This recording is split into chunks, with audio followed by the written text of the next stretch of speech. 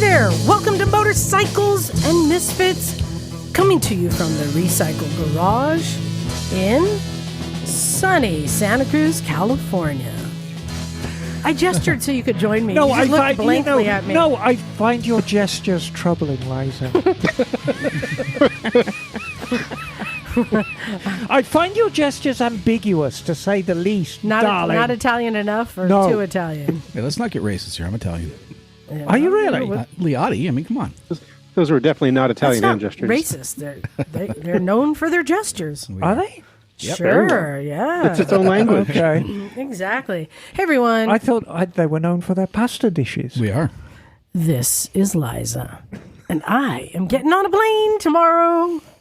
Woo-woo. I know. I'm going to Emma Land, Yeah. where they all talk funny like Emma. You're going to go to the Emma Museum? Go blimey land. Exactly. And I'm going to go to Birmingham.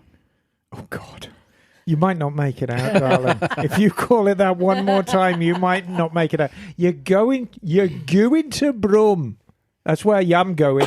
You're going to Brum. One thing I've learned is British people don't like to use all the consonants. Like, just take one or two letters out of the word, toss it aside. That's how you... I'm going to stop you there, Liza. You, as an American, are giving me instructions on how to speak. How to be a little more British. You've become American. You're an American, Emma. Dang. Well, let's get to who is here with me. Sorry.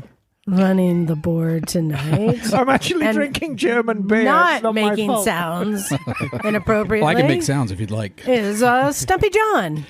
And I've got a lovely bunch of coconuts. Apparently so. I do. See them all standing in a row. We were discussing... No... Did they In migrate?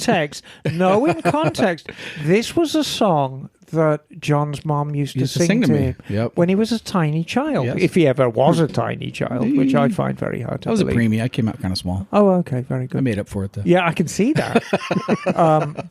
But no, and I mean, so in context, I mean, you know, I got Mummy Liotti singing sure to did. Little Johnny. She'd be very happy. So, No, John, I'm sure she you would. put the lime in the coconut, and then what? You put the lime You drink in 'em- the coconut. drink 'em you both up. pick I don't know. Exactly. Okay. On the classy girl couch, not being very classy yet, No, I have my moments, darling. is Miss Emma. Hello, sweeties. I'm absolutely Oh, thrilled to be it's with because you you're drinking today. the hard stuff. No, I am. I'm drinking German beer. It always has an effect on me. And we're going to be talking about my beer consumption later, Oh. Uh-oh. within the scope of an email, I feel. Oh, yeah. Yes. Well, joining us for the first time, and I'm hoping he's classing the joint. Oh, so far, he's We'll doing see. great. Yeah, he was the first one here. He was here this morning before me Trying to get In the points, no garage. doubt. and has managed to stick it out all day, really. You know what, John? I'm going to let you introduce him. Yeah, so this is one of my favorite young men in the world. My nephew, Cooper. Hey, how's it going, y'all? So, Cooper, so John is your uncle. Is that via mom, dad, his... It's actually via my son. What? Yeah, this is John's other son, He's in quotes. my play nephew. So he's your play nephew. Yeah. So I suspect you were probably quite close to his son when you were growing up, and John kind of... We still are. Yeah. Yeah, they're Yeah. still close. They played football together, too. Right, so you're one of the parents that sort of... That's where we got yeah. him. And he spent lots of time at my house. Oh, yeah, for sure. Yeah, most holidays, actually. yeah, that's true. Yeah, okay. And I bet you, if only Bagel had grown up with them, he would have been hanging out at John's house, too. Wouldn't Bagel. you have, Bagel? Quite possibly, yes. There you go. Bagel, He could you're be your always other welcome. son. You can- But Why they- we're going to be talking with Cooper a little later on in the show, and we can spend as much time with this as we have available, because it sounds to me very much like Cooper is just dipping his toe into the motorcycle industry. Aren't you? Hopefully. Yeah. Well- and we can talk about that. And a couple weeks ago, Cooper tipped his toe off the edge of the road. Yeah, I Yeah. know. Yeah. So we will be having a crash report. I might as well do that now. Should we- Why not? Well, no, you haven't introduced Bagel yet. I just did. Oh, you did? Okay. John's other son. Yeah, all right then. It's like the other white meat. So, yeah, we always like to start off on a high note. So let's do a crash report from Cooper. Yeah, because you were here at the garage a couple of weeks ago, and then Yep. John, I think we were getting ready to go into the podcast, and he's like, "Oh, I got a message, Cooper crashed." I'm like, "Oh well, you got to go do a podcast." Yeah. No, I had made it on the podcast, technically. I got mentioned. Yeah, you know? it's true. You got to Yeah. mention. So what were you riding? A Sportster Low. Okay, Yeah. and you were riding that bike today, and it doesn't look all smashed up. So you're either very good at repairing it, or it wasn't a massive crash. There is a peculiarly placed speedometer. I saw that. Yeah. Well, that was there before the crash. Right. That, I didn't damage much of like paint. But my controls and my handlebars were all bent. Let's go back to what exactly happened. What caused this crash? Where were you? What happened? Play by play. I was on Highway 9, Right here. almost to Saratoga, about a mile away. Our nice little twisty road up through the redwoods and the mountains. Yeah, and I was trying to ride my Harley like I would ride my CBR. Oh, Yeah, there you go. Yep. And They don't like that. Yep. And mid turn, just saw a patch of gravel and took it. Oh. Yeah. I knew. Had to lay her down. No, I absolutely crashed. Yeah, that was that was all on me. Yep. So is this because you reacted to the gravel, or did the gravel cause the accident? No, I knew if I stood the bike up to try to, smooth things out, I would have went off the edge anyway. So I just stayed in the turn and hoped for the best. And once the front end gave out, You knew the it bike was the went end. off. Yep. Yeah, Bagel's experienced the exact same thing. Okay. So there's a couple of things that I want to talk Wait. to you about. How far did the bike go down a hill? Yeah, I was down 15 feet at Oh my the bottom. God. So yeah, because I was next to the creek when we were trying to Oh, push the wow. bike up. Yeah, Wow. yep, we got it up. Me and 3 strangers. Yeah. Oh, okay. So people who were following you, or people who. So hang on. Let me get this straight. So you're 15 feet off the crown of the road. Yeah. Did you crawl back up to the road and go, or did people actually see the wreck? People saw me running down the hill because the bike went off. I stayed up on the road. Oh, okay. Yeah. Oh, wow. And people saw me jogging down the hill after the bike and pulled over and yeah. That's funny. Okay. So let's talk about injuries and what you were wearing, because I think this is quite pertinent. So what were you wearing? Obviously, helmet and gloves. Yeah, helmet, gloves. I had a Core-Tech flannel that was, had the pads and everything. Jeans and Core-Tech riding boots. So you had the right gear on. Yeah. Right. And I know you got some injuries, but they weren't huge, were they? No, I have one scratch on my palm from where the glove gave out. And the only other injuries I had were burns from the exhaust trying to push the bike up the hill. Okay. No road rash at all. No, nothing at all like that. So Wow. all the gear all the time, that really saved you. Bumps and bruises, were you kind of stiff the next day? Or? No pain, no bruises. Just I had a burn on my forearm from... I Right. could tell right when I grabbed the exhaust that wasn't the right spot. So, if we go back to what caused the crash, which is inevitably the gravel, do you think if you were on your CBR it wouldn't have wadded? Or do you think it was pretty much an unmanageable situation no matter what you were on? Because your front end's pretty raked out on that. Yeah, I think I would have been fine on the CBR. It's not like I haven't hit, rocks or dirt or whatever. I think I was pushing a Harley a little too hard. Right. And, yeah. Who's to say even if the gravel wasn't there that I wouldn't have lost it at some point. Right. And you know what? Thing is with Sportsters, they're interesting bikes because they're pitched these days as the entry-level Harley. And they're certainly pitched as, a girl's bike. And they're far from it. They're actually quite tricky bikes to get the most out of. And they have... Oh, excuse me, it's this beer coming back to haunt me. That very, very tall loop on the frame. Not much triangulation on the frame at all, which isn't uncommon these days. My biggest argument with Sportsters is they've got very, very narrow swing arm pivots. If you look at the swing arm pivot on, say, a sport bike, it's the full width of the frame. They're very, very wide. The swing arm axle is as wide as the frame. It's not like that on the Sportster. So does that allow for flex? What are we Well, talking yeah, about? You've got this very, very short swing arm pivot, which is about 6 inches long, which is either side of the engine. Oh, you And mean the swing- bottoming out? Yeah, and the Okay. swing arm comes out from that. And it does make for some peculiarities with the handling. What a Sportster will do is it'll promise you everything, and you'll go in and in and in and down, and then suddenly it doesn't give you any warning. It just says I'm done, throws you off. Well, I want to just mark this point in the conversation because I'm going to come back to it much later on another topic. There we go. Okay. All right. So you got some strangers to help you. That's always awesome, and you were good. And we were talking earlier. The gear worked. Yep.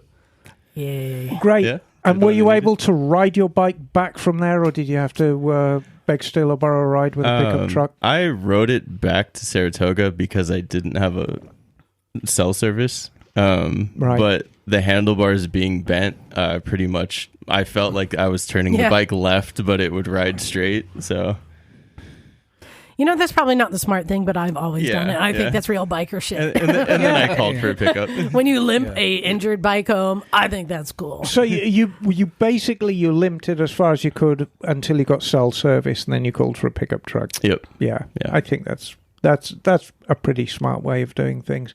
Well, I'm glad you're okay, Cooper, and the bike seems to have recovered. New handlebars, new risers, new levers. New handlebars, new controls, and then I had longer forks I put in. No, well, that's going to help your handling immeasurably, isn't it? Eh? Nice. Well, I'm glad you're okay, and but glad to have you around the garage. You got to experience that was like the day in the garage where you see how many conversations are flying around going on with the different people, and that is exactly why we do the podcast. There's so many times I'm like, I wish we could capture this moment in the conversation. Yeah. Oh yeah. And the reason why I like doing these crash reports is we don't take any pleasure out of people wadding their bikes. And I mean, it's not funny. It's always, even if the person walks away as Cooper did, there's still lessons to be learned. Yeah, and let's take away from it. There's always take away from it. And there's a couple of things here is wear your gear. I've seen so much footage from Taylor the Dragon. And, is girls wearing camis and, shorts and guys not wearing the correct gear. Yeah. And there's tales of these horrible injuries at relatively low speeds because, so wear your gear all the time. I think there's a couple of other things. Don't expect your Sportster to handle like a CBR. It's Jim. Hello, Jim. No. You're just in time for a conversation I'm going to start where I want your opinion on. But yeah, your Sportster is not going to handle like your CBR. I think that's quite fair. Yeah. Not at all. And gravel's always a problem, and I think it's a problem to sport bikes as well as Harleys. Here's a question: where do you think that gravel came from? The inside of the mountain was like. Oh, so this is stuff falling down. Yeah. It's not like it was left by a construction crew or Right. No, a truck kicked it up from the side of the road. Yeah, that same like tan color. Because that's also important to assess, how did it become a dangerous situation? Right. And you could argue, well, don't ride faster than you can see. But where the hell's the fun in that? Because I've ridden 17 all the way to Saratoga, and my God, it's a great road. I'm coming late to the conversation, but you mentioned sport bikes are no fun on gravel either. Yes, you're right. Yeah. Well, so no, regardless of non-dirt bikey things. To bring you up to speed, Jim, Cooper is here. I know. And as you can see, and we did a little crash report because Cooper had a little crash on his sports. He eats gravel for breakfast. There you go. I've seen it. He's tough as they go. Well, Emma, I would like to change the subject to something. As I said, we have a lot of conversations in the garage today. Yes. And sometimes we bring them back into the podcast. And you had mentioned that you had been working on your Jag recently. Yes. What did you do to your Jag? put new plugs in it. Yeah. And how much were those plugs? $200. Wow, that's a lot. So it has For what, 8? I was going to For say it 8 has of 'em? 28 plugs. No, it has 8 iridium spark plugs. Oh, But- iridiums. yeah, but You'll see that in the latest Marvel movies. I mean, basically, they're 20 and change each, and by the time you slap the tax on, it's like $200 for a set of plugs. Best money you'll ever spend. And well, no, hang on. It doesn't end there. Because each plug has a coil on the top of the plug. And I mean, the motorcycle industry is going this way too. So we're getting away from the individual wires and we're going to coil on thing.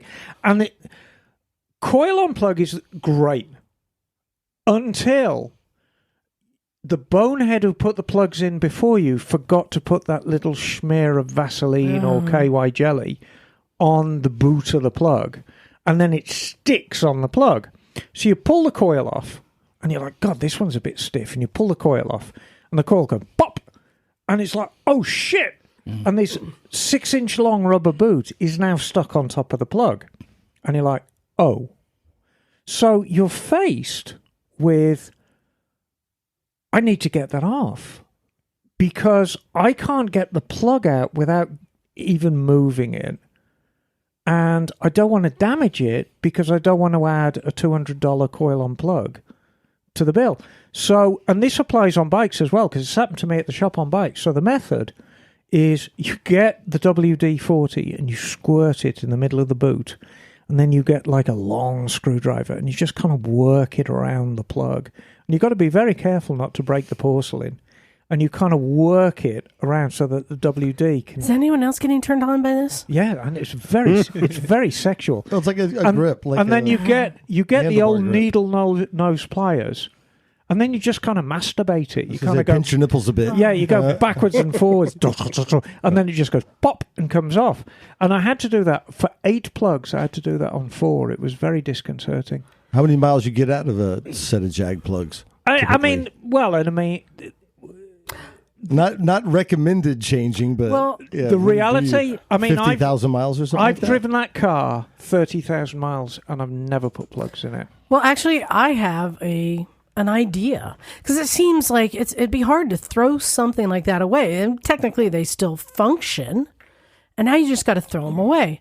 I've thought of another purpose for these. Oh yes. And I think it's time to dust off the old Moto Bandito company and bring out a new product. What do you think about the butt plug? I think there's few products that Now hold on. that can do hold what it on. does in the latest I'm century. talking a sparking butt plug. Spark plug, butt plug, Spark plug, butt plug. or butt plug, Give it a spark little plug. crank, juice it up. Boom. And then Isn't that what every man wants? But it serves many purposes. Because if you're at a party and you've been pounding the German beer and maybe had a little bit of Indian food and you're gaseous, you want to burn that stuff off and impress the girls at the same time. So if you put in your spark plug butt plug and then you've got the little electrical trigger, you can be blowing blue flames across the coffee table. I think that does fit into the climate action plan for the planet, recycling that methane. Yeah, I feel into so. the atmosphere. Yeah, Well, I was just thinking just the spark is enough to, like, I thought, man, I don't know about all that stuff, but I hear about the butt stuff, and I'm like, well, that could be a thing. Maybe we should be recycling those plugs. So what better spark plug to stick up your butt, Emma, than an iridium, right? Yeah, exactly. There you go. I think you have to be mindful of your compression ratios Well, and your length of stroke. Some people might want a larger plug. You never know. Well, Emma, please save them. We need to do some product testing and perfect this. Guys, you in?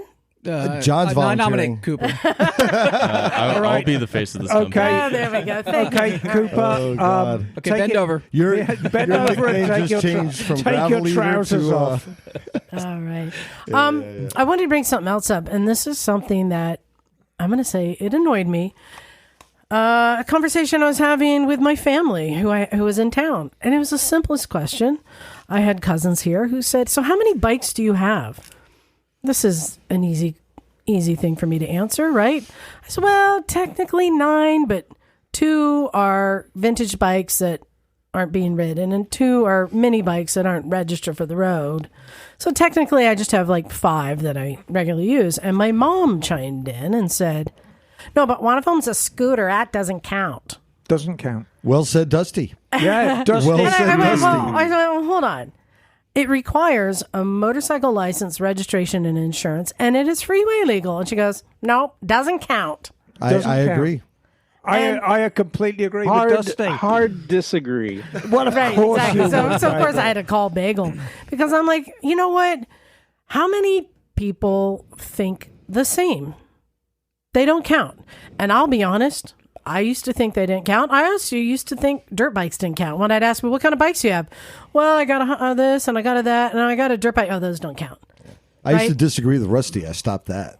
Yeah. So I understand, but we talk about scooters all the time. Cleveland Moto guys talk about scooters. So I wanted to give Bagel an opportunity to talk about some things that scooters have accomplished because they do count. They do count. Babbling, And so, Damn it. so babbling from the sick bed. let's see if you can change Emma's mind, Bagel. What are some things that scooters have accomplished? Okay.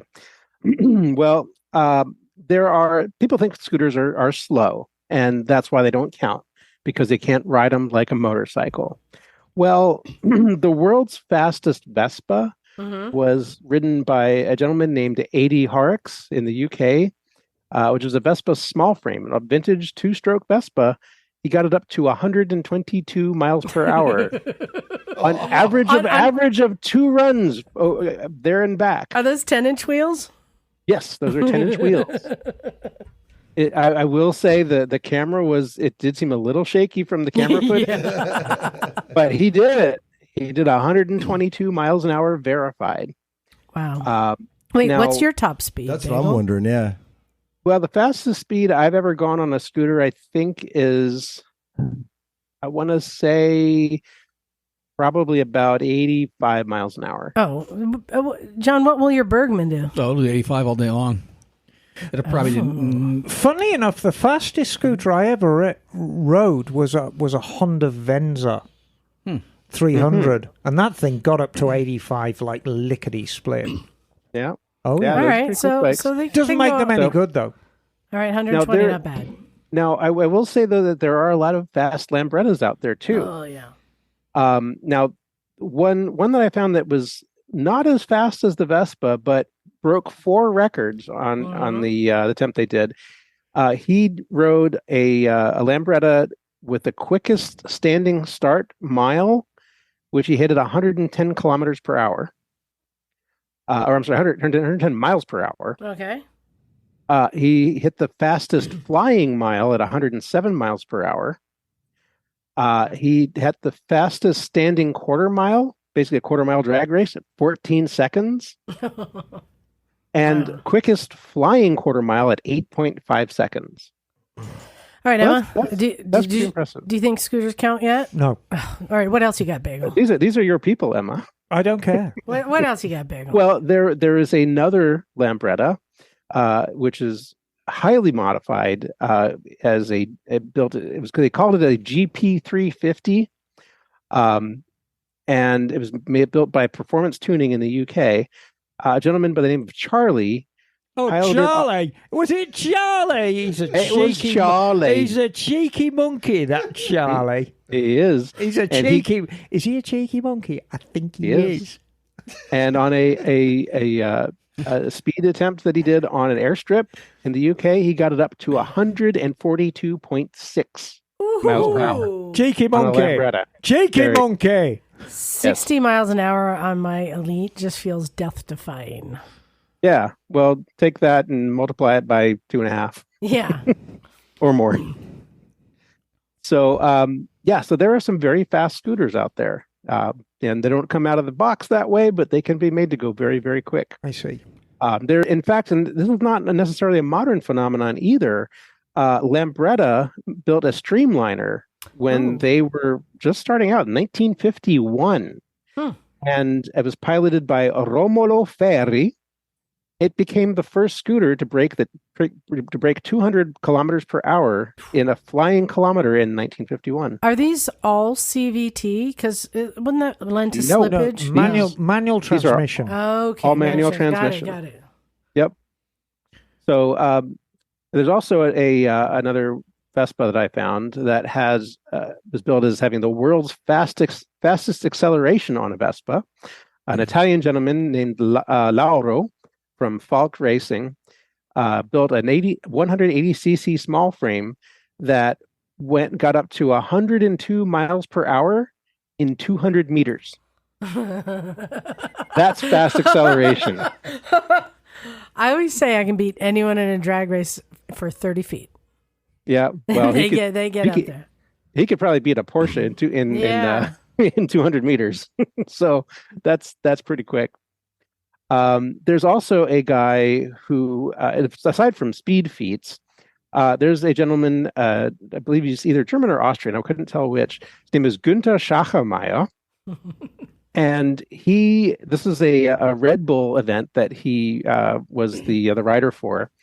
He performed the longest wheelie on, not just the longest wheelie while performing a slalom through 60 cones over a quarter-mile course with a sealed bag over his head. Wait, what? and there was no front wheel. Was that necessary? Apparently for Red Bull. And there was no front wheel on the bike at all. He had to start it in a wheelie position and ride it. And he did this with a team that was coaching him along to tell him where the cones were coming and turn left or right. And he did it in 2 minutes and 17 seconds. Funny you should bring up the subject of sealed bags, because I feel they should be compulsory. Not for people who ride scooters, but for those of us that have to look at them. Well, is it a scooter if it has one wheel, or even a motorcycle? That's a unicycle, as ridden by people in the circus. So, Emma, do they count now? Cheeky monkey. No! Oh, God. Okay, well, if speeds of feet and dexterity don't count, how about riding around the world? Oh. Ooh, it's worth a good story. Yeah, I know a guy named Markus Andre Meyer, a German guy, who has ridden his several Vespas around the world a number of times, and I believe has plans to do more riding. And in fact, he did one trip around the world in 80 days on a Vespa. Oh, Should do it with a around ball the gag. world in 80 days. Yeah, ball gag. He should add that in. Well, Bagel, you've tipped the balance, I will concede. Oh, no. But I'm not happy about it. Well, you can make the point that scooters you can do a lot of the things on a scooter that you do on a motorcycle. You can look far stupider on a scooter than you can hold on a German beer on a motorcycle. scooter. Oh, yeah. Come to AMA Vintage Days. We'll show you how to look stupid on a There scooter. you go. But If you motorcycle? have a Bajaj, you can load an entire case of beer in the glove box. Yes. Well, they competed in the Dakar, so they are capable machines. There's no doubt about that. The mighty scooter. Yeah, and last but not least, I want to mention an old friend of mine who has since passed, named John Gerber, who is a legend in the scooter world And very big in baby food, I'm told. don't know if there's any relation. Oh, okay, very good. But he was one of the gentlemen who helped me get my first Heinkel going after I found it. He was one of the people I reached out to, and he helped me out with parts and advice. Wonderful guy, very mild mannered, kind of very soft spoken, but incredibly knowledgeable guy. Just knew everything about scooters. And back in the day, he was known for long distance scooter rides. The first long distance ride that he did was on a 1960s Vespa GS 160, like I have in my shirt right here. He rode a continental route through 8 countries, from Minnesota all the way down through Panama to South America, which he logged 11,000 miles on that trip. And this was back, I think, in the early to mid 70s. Then he rode a Vespa SS 180, which was the successor model of the GS 160, on a hemispherical route through 21 countries. from Wisconsin all the way down to Tierra del Fuego and back. Although he didn't get to finish his journey entirely because he got hit by a car in Hayward, California. Oh, wow. Ooh. In fact, he was planning on going to Alaska, but had to cut the ride short then and healed up, thankfully. And then his last long distance ride was on a Vespa Rally 180, where he rode through 23 countries from Singapore to London and logged over 20,000 miles. Oh, and the Wandering Wasp. Yes. Yes. Stephanie Yu. No, that's the 250 superhero. You're right. Juvena. Yes, yeah. You're right. Yeah, I'm sorry. she's been all over. Well, there's one thing you're leaving out. Yes. What's that? I've never been, but I've heard stories that scooter rallies are not for the faint-hearted. Some of them can be. You guys know how to get your party on. Some are spicier than others. This is for sure. Well, there have been. No, I mean, it's tipped the scales back. I mean, I remain unconvinced. I mean, scooters. No, scooters are largely just inventions of the devil. They really are. I mean, it makes them even cooler. How about this? Devil. Raise your hand if you are on your motorcycle and you wave at a scooter. Never. I would rather. I looked to see if they're wearing You're right, a Kale Art. flip-flops or not. I would rather have my whole body amputated than wave John, at a to scooter. his credit, was the only person that raised their Hate. hand. That raised So his much hand. hate. My No God. offense. I've talked about this before. Just to avoid any humiliation, and I do the same tactic when I am riding a scooter, I do the head nod. If I'm on a bike and I see a scooter, so I do the head nod. If I'm on a scooter and I see a biker, I do the head nod. That way, if there's not a back and forth, it's not so obvious, and you're not going to be so embarrassed. No, you're just acknowledging. you're not waving to anybody. I'm doing the head nod. I'm acknowledging. Yeah, in a condescending way. Yes, that's not a exactly. wave. No, it's the head up nod. Like, what up? That's What not a up? wave. And I know it's a what up. No, and I mean, the reason why scooterists do the head nod is because their death traps are so unstable. If you take your hand off the handlebar for a millisecond, it will dash you to Death the wobble. tarmac. Some At scooters, any maybe. speed, any speed above walking pace, it's an absolute death trap. I'll go ahead and Not say. true. I'll go ahead and say, anything over 50 cc's counts. Well, As what, a actually, scooter? Counts what? Because Yeah, before that, it's a scooters. moped. No, That's not no, a motorcycle. Right. Anything under Liza- 50 cc's Liza- doesn't require a license. Liza, Yeah. I got to stop you there. Oh, here we go. Because I was trying to find details about this couple and I could not find them anywhere. But there was a couple who I bet had a scooter rally, I forget which one it was, where they were traveling around the world. Italian couple, guy and a girl, very very lightweight, thin people, on a vintage Vespa 50cc. Okay, that's an extreme. Around That's an extreme. the world. I Around the world. I know. I'm just saying, most of them are So, kids in flip flops. Yes. Just saying. Well, shun the flip flops, but respect the 50cc's because they can do it. Yeah, well, the ones Phil's we were riding, those were fun. The Right? t-shirts, Yeah, they're all fun. None of All right, none of little which are bikes. motorcycles, but they are fun and capable. Okay, well, the point with is Emma. they count, and if What do you mean? The point is they count. You they just can't. they count, They are. they do It was count. like ignoring That's a everything total. you That's a said. total, Liza. Point is they count, and that I encourage anyone who's never ridden one to try it because they are fun and They're awesome. That's They are. They are fun. that is actually like saying to your listeners, "Oh, you should try and have a lobotomy. It'll be great." No one should ever try and ride a scooter. Is They're it trike? absolute death What about a traps. triker? Rubbish. But I will say, if you like two-stroke tuning, vintage scooters is a world you need to get into because there is no shortage of modifications that you can do to vintage two-stroke engines, both Vespa and Lambretta, that are absolutely wild. Like they will make you wake up more than the strongest cup of coffee you ever had. However, if you're a complete masochist and you wake up daily with this urge to nail your own head to a coffee table, and you really want to know about suffering, buy a scooter. Okay, everyone calm down. Good topic. Everyone Good calm topic. down. Hey, I want to take a moment and to thank our new sponsor. We got a new sponsor, and in fact, Who dat? who likes gifts? Gotta be some sort of butt Oh, plug I thing. love gifts. It's a butt plug that side of the room. Our new Butt plug, spark sponsor plug.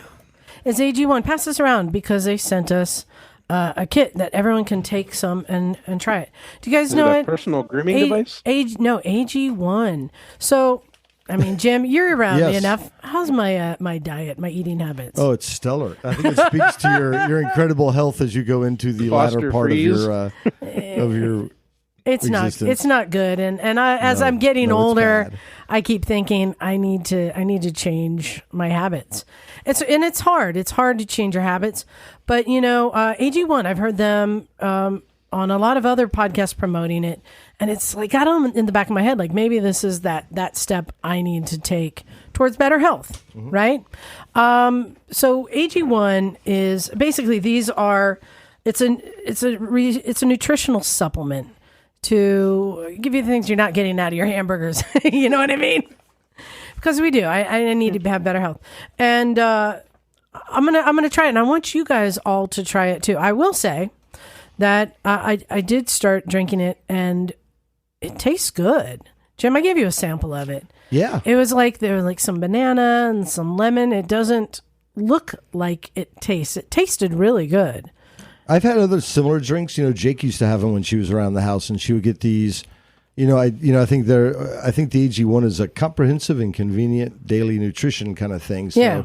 But they're not bad. They taste okay. Well, I also have here. They sent us a whole kit of AG1, and also I got a liquid supplement. Is there anyone who wants to add some vitamins to their That's a drink? suppository, Emma. You may be interested. Yeah. Oh, I like the sound of that. But more so, this is the thing that makes it really simple for me, because it's hard to keep up with a supplemental routine that have a bunch of different products. So I like it's just one thing, everything you need in one packet. Mix it in some water, drink it down. It's really good, right? It's a foundational nutrition supplement that delivers comprehensive nutrients to support whole body health. And AG1 replaces your multivitamin, probiotic, and more in one simple drinkable habit. So if you're interested in trying to improve your diet and get the vitamins that you need, yeah, I'm looking at you, Emma. As much as we like you. Flintstones, And vitamins, the Flintstones are good. I'm looking at Bagel because I'm thinking, Bagel, if you go on a crash course of drinking this product and improving your diet, doing the dietary supplement, working out, getting yourself in premium condition, you might consider buying a motorbike. I already own motorbikes, Emma. He has some. So, and here's the He's other. having some vitamin beer right now. Here's the other thing I They're like. right behind me. Here's the other thing I like about AG1 is you get the big bag that Right. you keep at home, or I just shared with you, these are travel packs. So even if you're traveling, you don't have to give up on your good routine, and you can take the travel pack with you. In short, if you're a big bag like me and drink enough AG1, you'll turn into a little bag. So, and hey, look, we get offers for sponsorship that I've turned down because it's not a product that I think that I really agree with. I agree with this one. I like this one. So I'm proud that they're sponsoring us. So if you want to take ownership of your health, try AG1 and get a free 1-year supply of vitamin D and 5 free AG1 travel packs with your first purchase. So go to drinkag1.com/motorcycles. Isn't that easy? That's drinkag1.com/motorcycles, and you can check it out. And I tell you what, it's made in New Zealand, and we like Kiwis here. Right, Bagel? That's indeed. And if you need some extra vitamin D, Emma, I got you covered. It does say if you're Appreciate it. I bet you do. If you're And pregnant or also- nursing, you might want to talk to your doctor first. So is anybody pregnant or nursing here? Yes, both. Not at the moment. I wonder if it'll be... Oh, I'm sorry, Bagel. Cooper's nursing, I think. Well, I was going to say, If I'm lucky. No, Cooper. No, Cooper is looking good day. for a nurse. No, That's different. but I was going to say, one of the best performance modifications that you can make to your bike is losing weight yourself. Actually, there you go. no, and this is a very, very valid point, because when you own a bike long term, like I have, Rufus, you notice these things, and anybody who's sort of watched pictures of the podcast, characters, you'll know that I do have quite a problem with my weight on occasion. And You have curves in all the right places. well, it goes up and it goes down and it goes down. And the thing is, when I'm at my lightest, which is probably 50 pounds less than I'm at right now, fuck me, Rufus is quick. It's like really hauls ass. And you can feel it because the weight is, the weight of a rider is high and back, which is exactly where you don't want the weight. So if you lose a substantial amount of weight, and a substantial amount of weight is 10 pounds, 15 pounds, you really notice it on your bike. And that was one of the first things I noticed when I lost a ton of weight, was like, fuck me, this bike is really moving now. And it was handling better as well.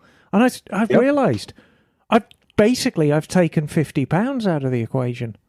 Makes a difference. But also a caveat, if you lose a lot of weight, a lot of it will come off of your butt, and your butt will get more sore the longer you ride. So And I just want to be clear, because they're very specific. AG1 is not a meal replacement. yes. Okay, I just want to be clear on that. That's why it's a supplement. It's a nutritional supplement. Exactly. Right, but if you're getting better nutrition from something like this, or eating better, that will reduce the cravings that you have to eat junk food. Ha-ha! There you go. I would be curious if it's good, say, for example, camping and riding post-recovery. It could be. I would be curious, like after a day riding, like to help with cramps and recovery for night the next bananas. day. Yeah. Yeah, well, I already slipped those in. My weakness, apart from Jim, and Jim is a very great weakness of mine, because anything Jim says is okay with me, usually tastes and like that's quite strawberry. dangerous, is sweets. Like a lot of Americans, I have this love affair with sweet things. That reminds me, past the Boston baked beans. Oh, God, no. What? Yeah, we got a whole case of them. Yeah, they're a gift, and a lovely gift as well, and they are delicious. Well, I brought about 80,000 calories worth of donuts to the shop this morning. Yeah, we noticed. We've been handing them out all day. Ooh. No, these were a gift from the twats. Oh, those are great. The Boston baked beans. Yes. Candy. I know. Hey, I wanted to talk next. Well, we're staying on scooters a little bit. Are we talking about proper scooters now? I wanted to talk about John's scooter. Oh, proper scooters. We were talking about you were having some issues, and Emma tore it apart, put it back together, and then you had some more issues. Given her comments, I'm wondering if it was a sabotage dog. And You hate scooters now. John, you want to talk about what was going on? Yeah, so we... And you were getting a bit disheartened at this point. I was. So, Birken's, it's been a bit of a ride. No pun intended. But yeah, it was. It kept draining the battery. So I was trying to figure out what was going on. At least I thought it was draining the battery. Every time you go to ride it, the battery would be dead. Yeah, I tried to start it and I'd charge it and again. That takes the fun out of it, doesn't it? It sure does. So the thing was, I just bought a brand new Yuasa battery. So I'm thinking, there's no way in God's earth that this brand new battery has got a problem. And so finally, through Liza and Emma's insistence, I pulled the battery. I kept the old battery I pulled out, and I did a complete recondition, on the battery charger thing. And wait, can I jump in? Yeah, because I asked you yesterday to do some diagnostics on it. right. Which I didn't really know what it meant, but I was going back and forth. I'm telling you what to do, and then I'm calling Emma. What does this mean? And then I'm calling John. Yeah. Now do this. I guess what I should does that just mean? called Emma, but I know, but sometimes you need that emotional support when you're just kind of like, ugh. Yeah. Because I have no emotional support whatsoever. No, I hate to bug you. That's part of it. I know that's... So I asked you to see if it's the charging system or not. Yeah, so I pulled out a multimeter and put it on it, and the battery was low, and I was able to get it started. But it only went from like 12.1 to like 12.4 when you revved it. Yes. And I was like, I don't think that your charging system, I would think it'd go higher than that. But then I called Emma because I think it's a charging system. She said, No. It's almost certainly a bad battery. The way. And I said, but it's a Yuasa. But Yeah. and we go back to my chocolate story. So, as you know, since I've been coming on this podcast, I have been pitching the joys of Yuasa. And I will never deviate from the fact they're the best of the bunch. By far. However, America's its own market. And when I first came to America, which is 30 years ago now, I was desperately homesick. And the only way I could really cure it was if I found like a little British product, and it'd give me a great deal of comfort. And I remember being in a department store. I just turned the corner and they had a British section. They had Cadbury's Fruit and Nut, which is absolutely my favourite chocolate in the whole world. And it's just a bar of milk chocolate with little, I think they're almonds, they may be cashews, but little nuts and raisins in. Just fantastic. So I bought this thing. Oh, excuse me. Boston baked bean went down the wrong way. Oh, no. Oh, yeah. Revolution. What a surprise. So I bought this thing and ate it, and it was good, but it wasn't the same. I thought, well, hang on, have my tastes changed? Because I hadn't been here for very long. I looked to the back and it said, made under license by the Hershey Corporation. So I'm like, there you go. Not the same. Not the same. So, when you look at a UASA, not all of them, but a great many of them, made under license by the Exide Corporation. Ooh. And Exide make a mean battery, make no mistake. Are they labeled under different No. brand names? Well, I mean, no, Exide. I don't know who Exide makes batteries. The name's familiar, I know, but... You can buy Exide batteries. Okay. I think for cars is what I'm thinking of. I see them for a lot. Yeah, but so some UASAs are actually made by Exide. Now, whether those are the ones that fail. That said, I mean, I've had Exide batteries that have lasted forever in bikes. Where do they But I make think those, it's like just luck of Brazil? the draw. And my suspicion with your lovely new battery is for whatever reason, whether we were testing it, we drained it to nothing. Yep. And that is a hard road back from a battery. Even a new one. If you drain a new battery down to zero, to absolute flat zero, it is a very hard road back. And I stand by my offer. Bring it in next week. I'll take it. I've got a genuine UASA made in Japan charger at work, which cost me an absolute bloody fortune. Okay, I have a multiple level question on this. Yes. So I had to replace the battery on the Honda Africa Twin. Yes. So 2017. Well, that's something different. That's a lithium-ion battery. Yes, and there's no aftermarket for it. No, there isn't. So I'd wanted a UASA anyway. So $360 later, my Yep. UASA. That happened to me with the Triumph. Yep. Yep. And the other thing I've noticed, because my 450 had a UASA as well, is the Surefires are probably a third of the weight than the lithium-ion Yes, they are. UASAs. So that aside, I put it in. I drained that battery a little bit when I installed it, and I was fucking around with the lights and stuff too. And I must have left the key on. There you So it was sluggish to begin with, but now it starts nice. It starts fine. Does that affect the longevity of a battery? If It can do. so, Because maybe kind of. lithium-ion, not so much. But lead acid, it can affect the life because there's a very finite life to a battery. It's a chemical reaction. What's basically happening is there are lead plates in the battery, and they're quite thin. You know, they're not much thicker than a credit card. And then they have fiberglass matting that kind of keeps them separated. And then the acid forms a reaction with the lead, produces microvoltage, and then you multiply that over the course of various cells, and you get your voltage. While that process is happening, there's this thing called sulfation that's going on, and it's at a microscopic level. But there's things that can really accelerate the sulfation. And a quick discharge or a quick charge or complete discharge can really accelerate the process. And all you're basically doing, like a human body, and I heard this is true of all mammals. And I don't know whether you've ever heard this. Every single mammal on the face of the planet has a predetermined number of heartbeats. And when you've reached that number, you're done. And it's an average. Okay. But it's basically, there's a predetermined number of heartbeats. And an elephant's heart beats very, very slowly, which is why they live so long. Whereas a house mouse, their heart beats incredibly quickly, brrr, which is why they only live for a year. But it's a thing about mammals. It's like a predetermined life. Interesting. And it's the same with batteries. Yes, darling. So, John, Yes. you said that there was an incident where the battery got drained. Oh, I thought you meant about the incident where he came at home and he was wearing Mrs. Underwear and she caught him and... Does she likes that?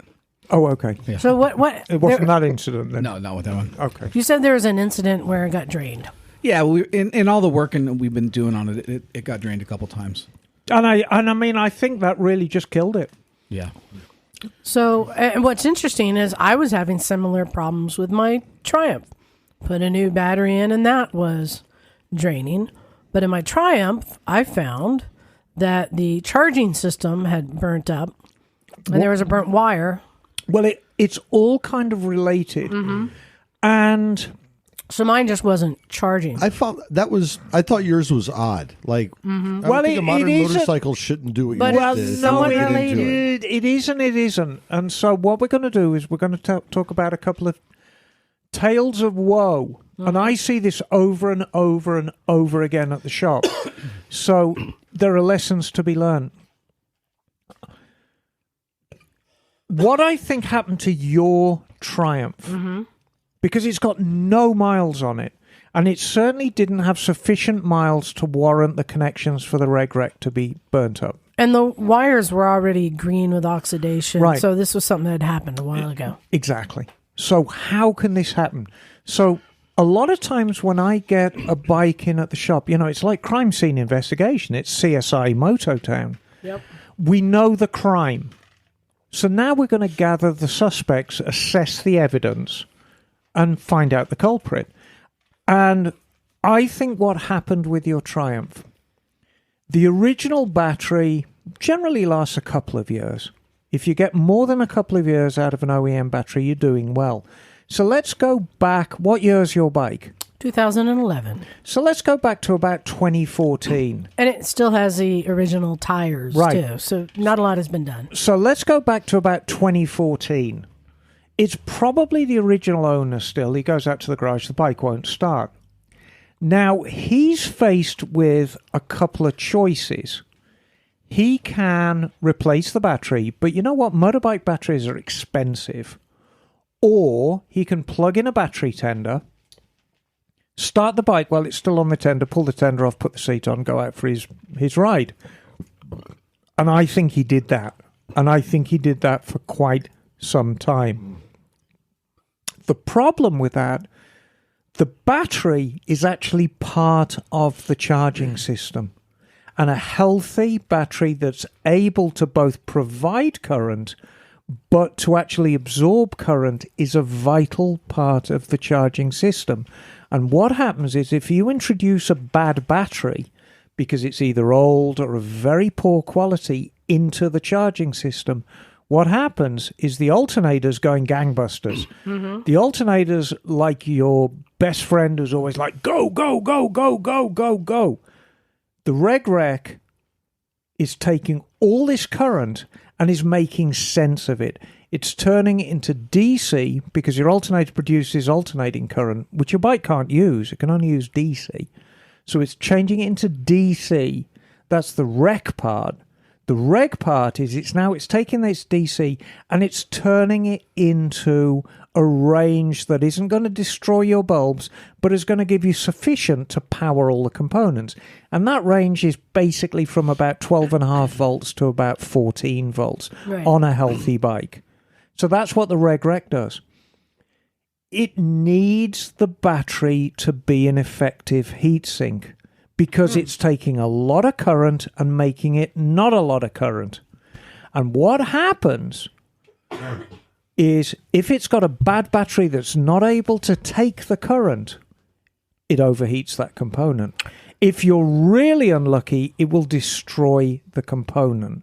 So what's interesting is, so I had a bad battery that then damaged the charging system, which then was affecting the batteries. Very early on in its life. And he's got a battery that went bad and that's now affecting the charging system. Right. So Yeah. if you suspect problems with the battery on your bike, get it replaced quickly, get it replaced with something decent, and keep everything healthy. It's like like the foundation of a house. But the mistake that I made is I put a new battery in because the last battery drained, even though it was brand new. And Emma's like, it's not a Yuasa. So I bought a Yuasa, put it in. But that I drained too. never checked the charging system. And and that's why with John, I'm like, go check your charging system. Well, and before you're too hard on yourself, Liza, you had no reason to. No, but I'm There's saying no miles on if that you're bike. replacing a dead battery, you should also check the charging system at the same time because they are they're linked. I was going to say it becomes habitual, and if you go down to Mototown or any other responsible bike shop and say, "Hey, can you fit a battery onto my bike?" You fit the battery, you bolt it all up, and then the very last thing you do, you get your voltmeter on the terminals, and rather than rev, the proper test for a battery, and you might not have done this because I know it's hard on the Bergman because it's got an automatic. You bring the revs up and you hold it at about 3,000 RPM for maybe 30 seconds, and you can just see the volts climbing. Yeah, that's what we did when he brought it to the garage. So you held the revs high. Yeah, he I said, put it on the center stand, bring it up and hold it. So it might be bike specific, but like I get that. Do you want to see 14 volts typically or 14.2? No, I mean they vary tremendously. And that's what I was thinking. I misdiagnosed. So more than 12, right? Because at least more than 12. On many of our bikes, if it's only going up to 12.5, that means your charging system isn't working. But you're saying on the scooter, that's more normal. No, and I mean, on a lot of vehicles, it's normal. As long as it's within that range of 12.5 to 14, and it's a higher amount It's moving than up, idle. not Yes, down, Bagel. right? Go, Bagel. Well, the other thing to pay attention to is to make sure it's not getting too much voltage. Because if you Right. get Right. over 14, say it's putting out 18 volts, that will fry your battery and all kinds of other electrical Well, components. That'd be a Funnily- bad rectifier, though, wouldn't it? Yes, exactly. Yeah. So, funnily enough, I had a Gixxer in the shop this week. Lovely young man. And he was kind of distraught a little bit because he just bought this Gixxer. He didn't pay a lot of money for it, but he said, every time I ride it, it's blowing a fuse. And I'm like, oh, that's never good. Tinfoil. So we put the fuse in. I revved it up. It blew the fuse immediately. So I said, okay. So we put the fuse in again, and I did the volt on the battery, and it went straight up to 17.5 volts. No messing about at all. I'm like, there you go. It's a reg. And so we talked about a few options for him because, he didn't have a great deal of money. And he just bought a cheap battery from one of the auto parts stores. And I said, I tell you what, take that back and get your money back for it because that thing's terrible. I'll put you a Yuasa in it, and then here's your choices. We can put a brand new, genuine Suzuki Reg in it, and that, I think, was $270. Oof. I said we can put a Rix in it, which is $130. And Rix have come a long way. Well, ever since he left Morty, his stuff has gotten exactly. Right. And then the other alternative, I can source a good guaranteed used one, which will be genuine for probably a similar price to Rick's. And in the end, he chose a Rick's, and we put it in 14 volts. Very happy bike. So why do you go with an alternator, not a generator?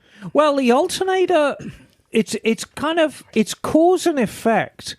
There are various tests you need to do on the alternator. The alternator, there's no finesse to it. The faster the engine turns, the more current it pumps out. Right. And you can measure that. It's very, very easy. There's 3 wires coming out of your alternator. It's what's called a 3-phase system. And basically, you pull the plug apart with the engine running, and you set your multi-tester to AC, alternating current, and then you test each of the phases coming out of the alternator. And they should all be about the same, and they should all be at least 12 volts AC. On the butt plug, spark plug, we want to run that on AC, right? Absolutely, Yeah, because that's really going to light those farts. How bad's that going to be for me? I'd say it's going to be quite painful, but my prediction is you will enjoy It's it, a good Cooper. pain. Okay. Yeah, it's a it won't- nice pain. But it won't kill you like DC will. No. Yeah, there you go. Yeah, DC doesn't let go. AC lets go every microsecond. Well, you got to ground your ball sack, right? Oh, now you've gone too far. It's the whole system now. All right, so Emma, Really? There's too far. But as far as Cooper's butt plug goes, Cooper, we are going to give you a pillow to bite. Oh, perfect. so all I need. Emma, I have a question. Ah. I have seen some batteries that have some sort of a safety switch or something on them. I've seen some that have like a safety thing that like a sensor that will pop. Do you know what I'm talking about? No. Really? I've seen older cars that have got micro drains, But I'm wondering- and then you disconnect the battery with a quick disconnect. I'm wondering why they don't. Like, for instance, on the Oxford heated grips, it comes with a smart switch to turn your heated grips on, but it'll sense if you leave the heated grips on when the bike is turned off. If it senses a drain in the battery, it will cut the grips off. And I'm wondering why there isn't more sensors and switches like that built into a battery. If there's something draining it, that it would shut it off. Oh, there's all kinds of reasons, not so much on bikes, although bikes are getting this way now. But there's all kinds of reasons why cars, it would be very, very bad to cut your battery off. So we'll talk about car technology because I want to be clear, motorcycle technology is going this way.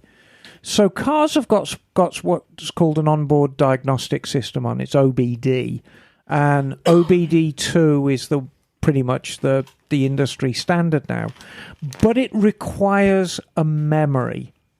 And the memory is what's called a drive cycle. And a drive cycle is driving your car over and over again in a certain way, and then the sensors realizing this is the normal standard of driving and switching off the monitors so that now instead of saying not ready, they say they're ready or complete or incomplete. If you disconnect the battery, those will be set to 0 every time you go out. And if you've got an intelligent fuel injection on your car, as most do, or an intelligent transmission on your car, as most do, you're going to get in your car and it's not going to run right, it's not going to shift right, and it's over the course of maybe half an hour driving, it'll start learning and running better. But you don't want to do that every time. So you don't want to disconnect the battery. As far as modern bikes go, Jim, has your bike got a clock? Yes. Has it got suspension settings? Not electronic.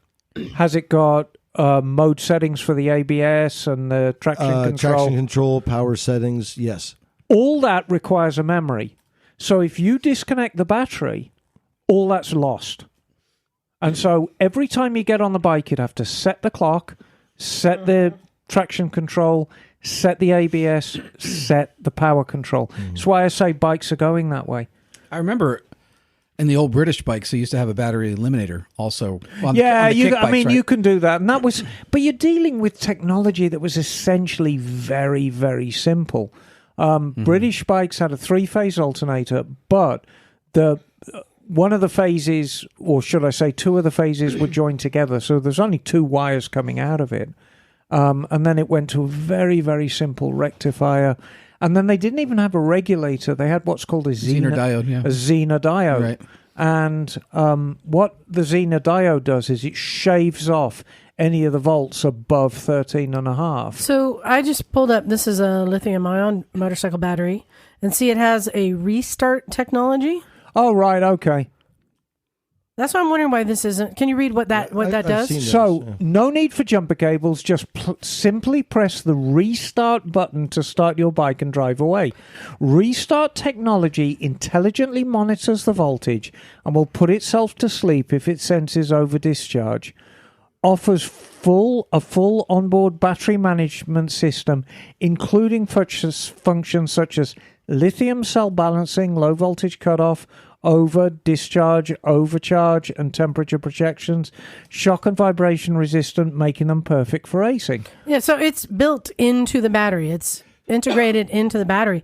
So that's why I'm surprised we don't see more of that. And that's so if you left your key on, you could come back to the bike and still start it. Yep. Exactly. Or if your charging system isn't charging, it's just going to shut But down. hang on, if it puts itself to sleep, it's going to do exactly the same thing. It's going to forget all your power settings. It's going to forget the clock. It's going to forget everything.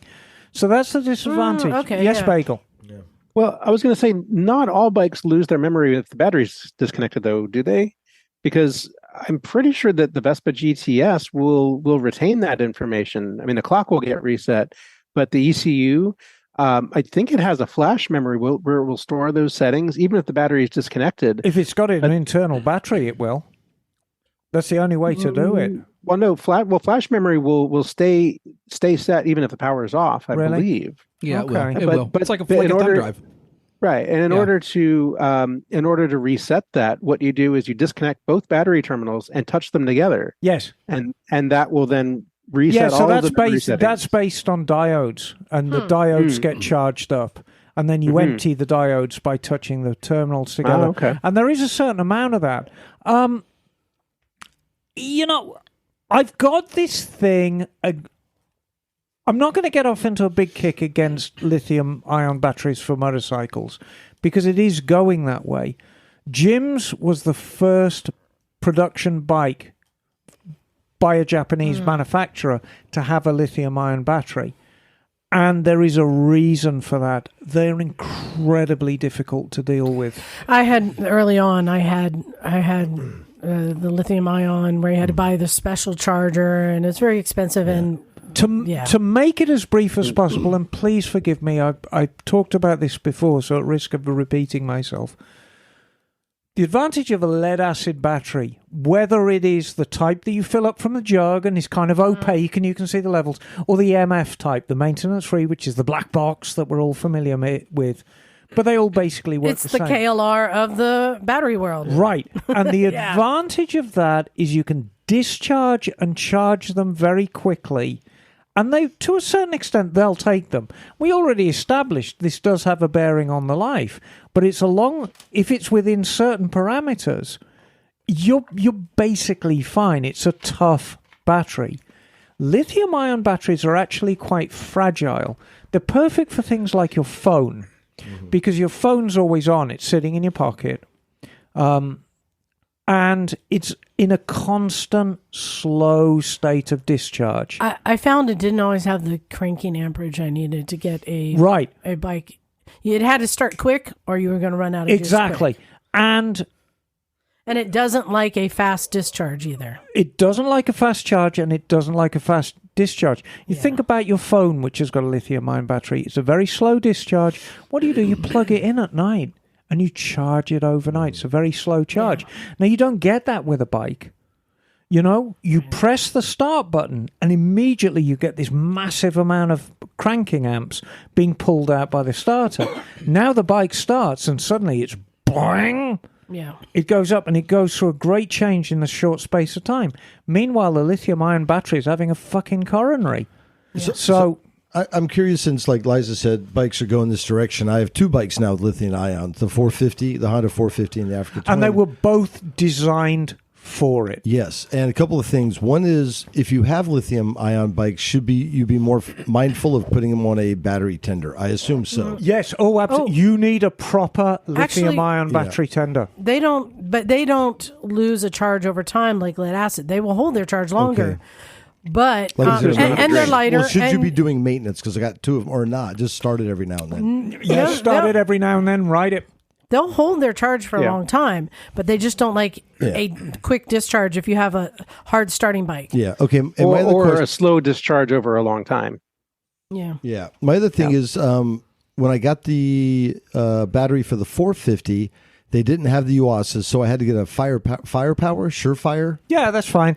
But what was interesting is they were about a third of the weight, and I just assumed the UASA is it just better and more materials, that kind of a thing, because it was significantly lighter and also cheaper. I think $120. Well, they're already lighter than the lithium ion. Well, but the UASA one is surprisingly heavy. It's almost the same weight as a lead acid battery. Yeah. But I don't know. Is it worth the extra $200 to get a UASA, or is the I mean, surefire. Just really is good. theoretically, Or you can just lose weight. yeah, no, the weight advantage. don't You're wanna not get going. stranded, You're not going to feel. God, Well, and that's I a want to say tough the one. reason I had the lithium ion was in my flat track, my street tracker, because I removed all the electronics and hid them. And this was a battery you could turn sideways and hide it under the rear cowl very easily. So I was kind of like ahead of the curve when they really weren't that dependable. I think they've gotten a lot better now. Yeah, that's what the dude said when I picked it up. It was out in Bakersfield at a KTM place, and I'm like, oh, they're like, we don't have the UASA, but we got this. I'm like, is it okay? He goes, everybody I know runs them, not really a problem, and it has more cranking amperage. So far so good. But Right. you also save a couple $100. Well, if it's half the price, you can buy 2 for 1. yeah. Yeah. Yeah. So John, you think you put the old battery in, which had not been destroyed yet? So last night I had both batteries. I put them both on a reconditioning cycle on the battery charger. When I woke up this morning, the old battery had 100%. The new battery had 60. So There you go. That tells you everything. Yeah, it was damaged, so that's why. And my Triumph, even though I fixed it, I haven't ridden it yet, and so the battery sat. And My Triumph is like that too. Went though. down to 11.6, so I had to Right, It wouldn't and start again. you know there is a drain on from the instrument pack because your Triumph has a CAN network on it, Okay. as does yours, Yeah, which if I is don't keep it on the battery tender, controller area network, and there is a microscopic drain on them, so you got to ride them. Okay, Yeah. there you go. Tra-la-la. So you guys ready for game time? Oh yes. All right, I came up with a game. Does it involve the Gimp mask and Cooper? Oh, the gimp mask. Oh. Cooper needs You to get know, mask. when know I don't have MotoGP, one. I guarantee you'd find a nurse quite quickly if you Still wore the talking Gimp about mask. the funny thing, when MotoGP wore the gimp mask in the burnout contest at Vintage Days, I didn't realize how full of soot that mask came. Oh, nasty. Oh, And no. when Henry, the other week, he came and Henry put it on, took it off. He looked like he was preparing for a paintball war or something. He was just like Oh, no. black all over his face. That's funny. Yeah, I need to clean the gimp mask. So game time. Yikes. So I thought I'd try something new. We've never done this before, and so I wanted to bring out an old standard game a lot of people have played. Have you ever played Two Truths and a Lie? Yep. All right. Well, we're going to play it motorcycle history version. I want to see how well we know each other and our riding accomplishments and history. And I thought it'd be fun if we give two truths and a lie and see if everyone can guess what's a lie. So I'll start out with something really simple. See if you guys have paid attention to the history of bikes that I have owned. All right. So first thing I'll say is I have owned 4 Kawasaki GPZs. The next thing I'll say is I have owned 3 Honda CX500s. And the next thing I'll say is I have owned 2 Kawasaki KZ400s. Oh, I know the answer to that. Who wants to guess what the lie The lies is? of GPZs. No, I'd say the Liza CX500. Well, I'm going to say that Emma's right. I've only had 2 CX500s. I have had 1 550, 1 750, and 2 1100 GPZs. Okay. Yeah, you got it. All right. Who else is ready to do 2 truths and a lie? Emma, you got one? Yeah, let me think. 2 truths and a lie. I have ridden to the pub wearing a saucepan on my head because I couldn't find my helmet.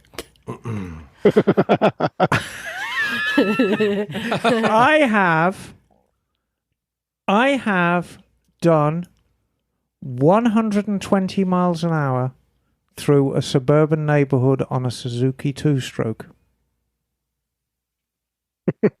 I have blown up a BSA 250 overtaking a Rover on the A38. What was the second one again? I have done 120 miles an hour through on a a suburban suburban area neighborhood on a Suzuki two-stroke. Can I ask a question? No, Okay. you have to take. I'm going to guess Suzuki two-stroke because you didn't say what size two-stroke it was.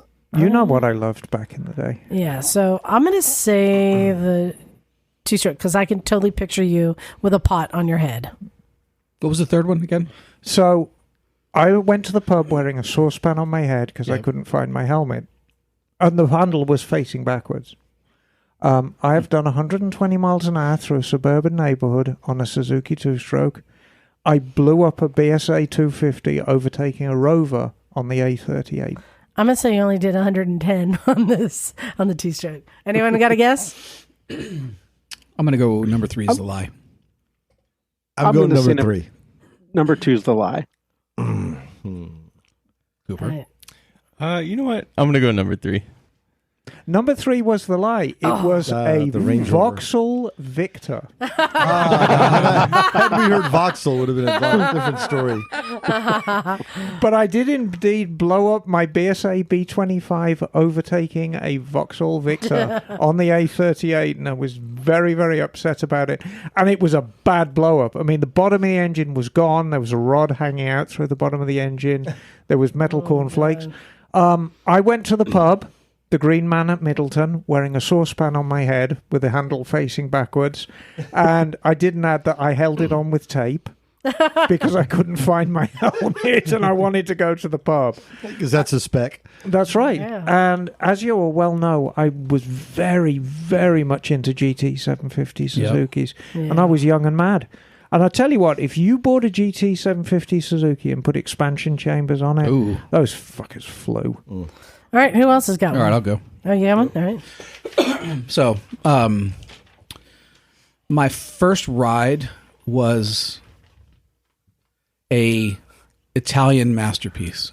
He thought too long on that one. My second ride was, or my second. Wait, what's an Italian Your masterpiece? second ride was your mom. Wait, so your Italian first ride Spider-Man. No, was, you can't ask questions. your first ride was a You Mona can't- Lisa? What do you Look, mean? You can't ask questions. It was I won't My say it. second truth or lie was first race I ever won was a flat track in Allentown, Pennsylvania. The last one will be I was on a MotoGP race team. Or actually, Superbike race team. I'm going to say number 1 was a lie because you paused so much, and I think you're a bad liar. Okay, go ahead. What was the one again? Can you repeat number 1? My first ride was an Italian masterpiece. Sounds like an altar boy story. I don't know. I'll go with that. I say the first one's a lie. I'm going to go with number 1 also. No, I'm going to go number 2. And he was quite vague about number 1 because it could have been anything. Could have been a friggin' bicycle. Could have been a Bianchi bicycle.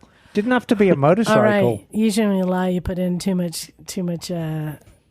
Okay, the lie was number 2. Yeah, Emma was right. There it is. So my first ride was a Fanacino mini bike. Oh, there you go. All right. Oh, I thought this was someone you knew in school. All right. You got one, Jim? All right, let's see. I have seen and videoed UFOs while riding motorcycles. See, you're at a disadvantage because I'm very familiar with your entire motorcycling history. Let's see. I have actually fallen off a Yamaha FC1 while attempting a sexual maneuver. And A sexual maneuver or a, I thought this was a safe place to be vulnerable. or a sectional. Okay, While just for filming clarity. UFOs. No, it was on a side. It was on a side stand. It was on a side stand. Just when you think it's safe. Anyway, and last weekly was the fastest I have been on a motorcycle in my life was on Highway 17. I'm gonna go. Wait. Say that last one again. Fastest I've been on a motorcycle in my life, top speed 144, was on Highway 17. Don't agree with that. Okay, I'm going to say I think that's the lie. number 2 is a lie because you know what you're doing, son. Number two is the lie. No, I'm going to You go. didn't fall off. I'm going to go number 3 because I think Jim's done 145, but it wasn't on Highway 17. And I have this. I can just see Jim banging somebody against that FC1. Oh, yeah. I can totally see it. He didn't fall off. That's all I'm saying. And you are correct. No, because I have skills of a ninja. Skills of a ninja. And if you are going to pick a bike, make sure it's shiny and chrome. Especially a nice big headlight bucket in chrome is good for such activities.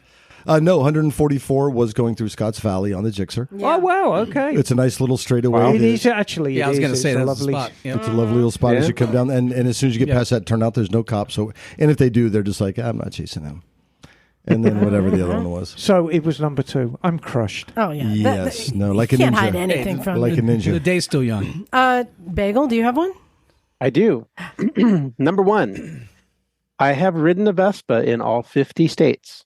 Okay. Oh. Number 2, I have ridden over 100 miles per hour. And number 3, I have never sold a Vespa that I've owned. Those are good ones. Wow. Okay, hold on. He has a map on one of his bikes that he's been filling in. Well, he was I can't notoriously remember vague if they're about the all 100 miles an filled hour, in. too. Like So oh no, 100 miles an hour on a scooter? Wait. Clarifying question. Hold on. I'm not gonna give too much away, other than Alaska is one of my clues. Yeah. Alaska was one of my clues. So I'm gonna go with. You've never sold a Vespa? I'm gonna go with 2. Yeah, I'm number 1. I think you probably ran a Limbretta in one of those states. Anybody else? Emma? I think, I don't think you've ridden a Vespa in all states, because I think you might have ridden your Heinke Heinkel HE 111. Yeah, I'm on that one too. All the states. I think you There's did a lot of bombing. states. You did a bombing raid over some poor state with the HE 111. So, that's the one I'm going for. What number was that? I'm gonna go 3. I'm gonna go 3 actually, because you have I know, quite it a sounds collection ridiculous, behind right? you. Yeah. Bagel, Okay. didn't you go to Alaska to knock that off of your list? To complete I your did ride list? to Alaska. on my Cannonball GTS. Right. That made it, I believe. No, there were a couple states after that. Oh, okay. But I've ridden to 49 states on my Cannonball GTS. Okay. But the only state I did not ride that bike in was Hawaii, but I did rent a Vespa yes, when I was I in knew Hawaii. you'd ridden all the states. So I have ridden a Vespa in all 50 states.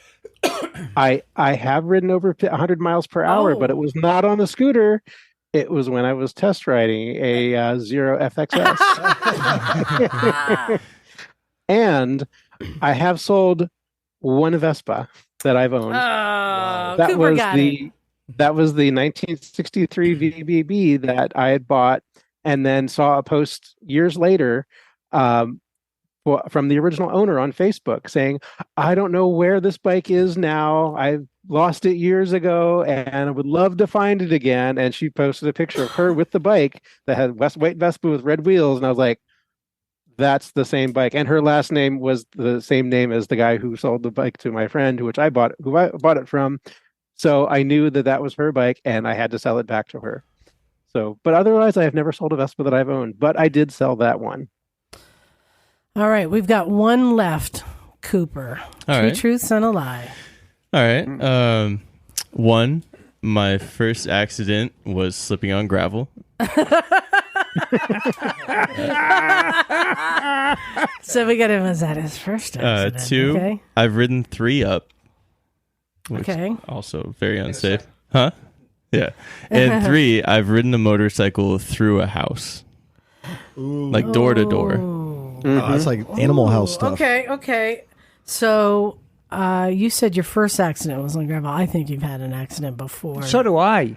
Yeah, I'll I jump think on so, that too. So one. I'm calling him on number 1 as a lie. I think I'm going to go he's- number 2 just because everyone else is going number 1. and I want to think that you have ridden through a house because I would want to do that. So Yeah. I want to Yep. believe that you have. Yeah, we all do. Yeah. All right. gonna Number get- 2 is the lie. Yes. I've had another accident also on gravel. Yeah. So Yeah. gravel is your nemesis, but you've never ridden 3 up. Yeah. Well, no. I have. Go to Jim's house. He's got some kind of crazy sexual situation. Yeah. Oh yeah. Do a menage a Go to trois. the 3 up house. Actually, I used to have a CB 750K with that big luggage rack. Yes. That made it really easy to put 3 on there. And actually, when I learned to ride when I was 12, it was on a GS 650, and there were 3 of us. My friend took me, and my friend's dad took me and her to a parking lot to teach me how to ride. And I mean, you've had Dino standing up on scooters of yours before. Oh, yeah. Oh, Enzo. Yeah. Yeah. I've done Dino. 3 up a bunch. I've done 3 up a bunch. Yeah. And can I also mention that I have ridden 11 up on a scooter once? Yeah. I think that says everything you need to know about scooter riders. Interesting. Interesting. Yeah, there was a contest at a scooter rally once to see how many people you could fit on a scooter and ride a course, and I got 11 people on my 1958 Heinkel. But we didn't win because I had ended up putting a foot down before the end of the course. Wow. We got 9 people on one of the CB 150Fs in Pakistan, but just for a photo, we didn't ride it. But yeah, 9 people. That was pretty good. Well, some Pakistani family beat you already.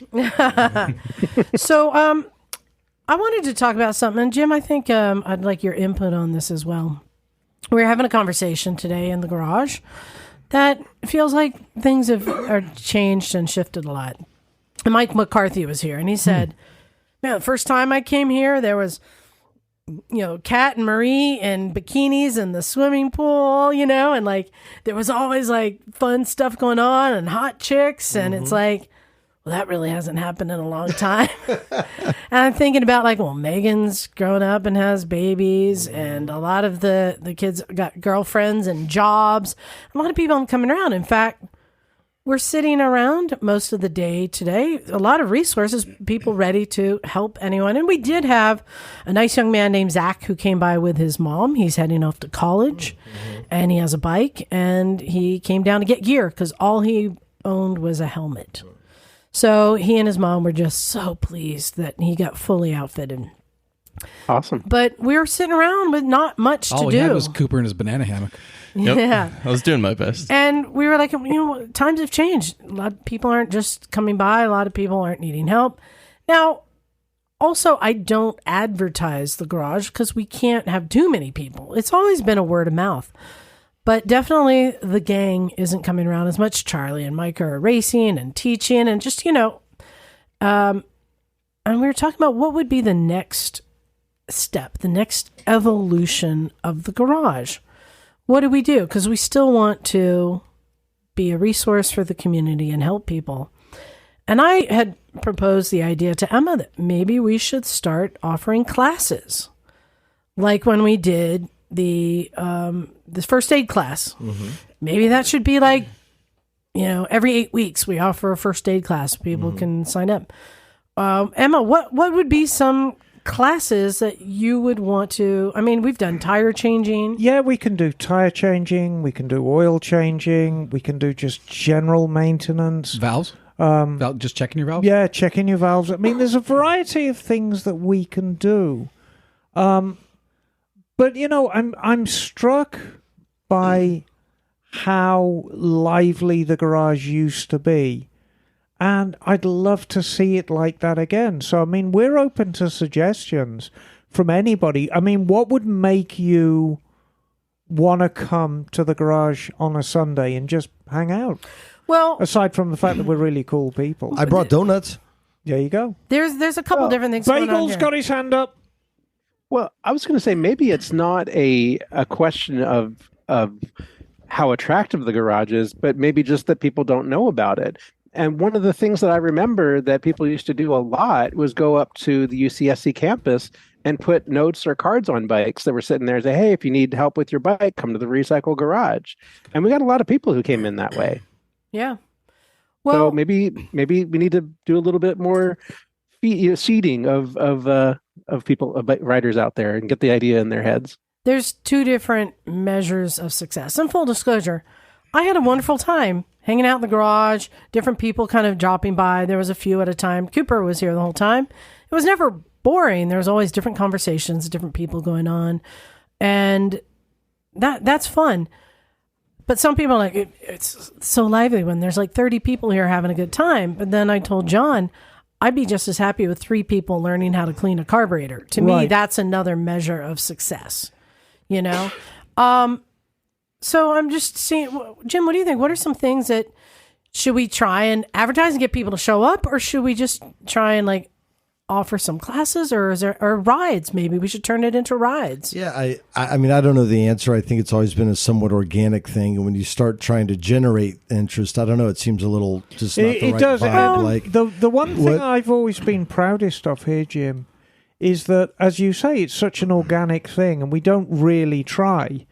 And it just kind of becomes its own thing. You know, these trips that we're organising, whether it's to Pakistan, Stumpistan, Chickistan, you know, the Dolomites training tour, you know, they're being wildly popular.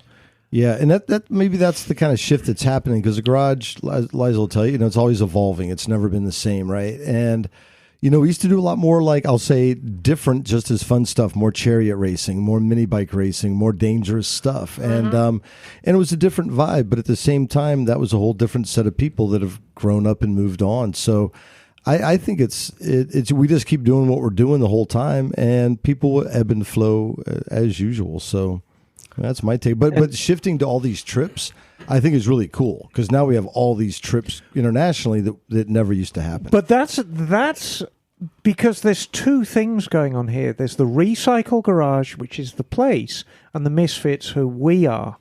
And the trips are very much a Misfits thing. Yeah. Whereas the Recycle Garage is Serving the community. Yeah. And, I'd like to see a little more going on with the Recycle Garage. So, anything we can do. Yes, Bagel. Bring back the kiddie pool.